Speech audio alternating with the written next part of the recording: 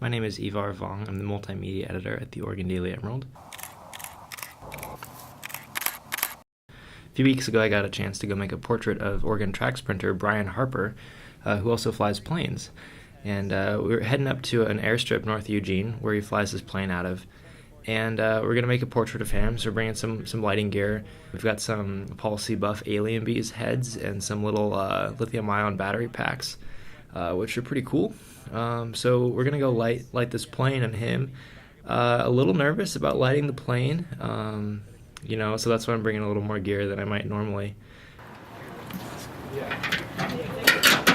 He's basically learned how to operate a plane since he was very young.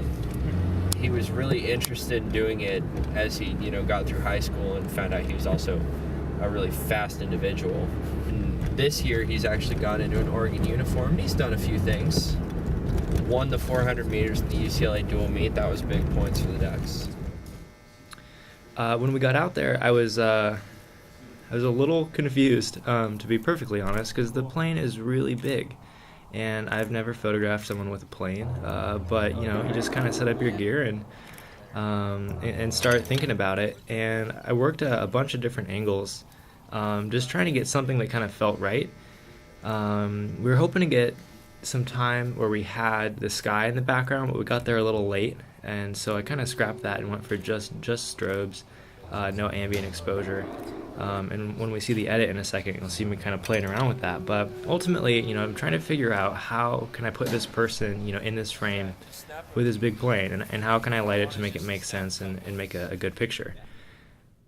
Here's the edit, and this is just the raw take, and we were hoping to get there early enough to get some sky in the background, and it ended up being too dark, and I was fighting the hanger lights with the sky, and it wasn't going to work. So I scrapped that and went for, you can see my blurry pictures here, testing the ambient out, and went for no ambient.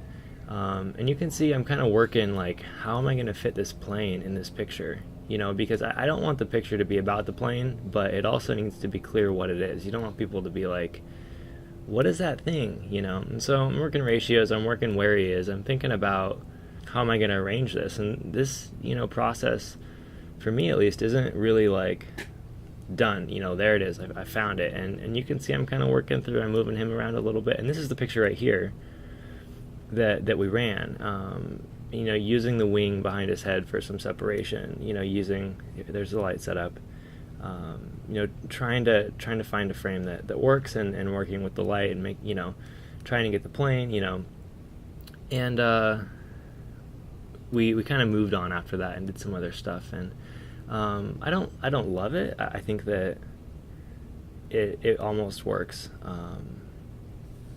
but it's important to make more than one picture, I think, because when you're out there, it's, again, for me at least, it's hard to kind of know, like, this is the right picture, and I felt pretty good about it when I was out there at this point, but we had time. He was super willing, which is awesome, and so we kept making some pictures in case something was even better, and that's the end of the take.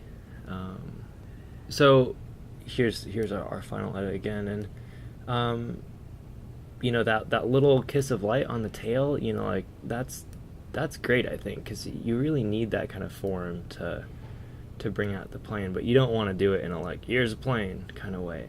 It's also just such a huge object that lighting it, which was actually just with one umbrella camera right, is very difficult, but I think it worked.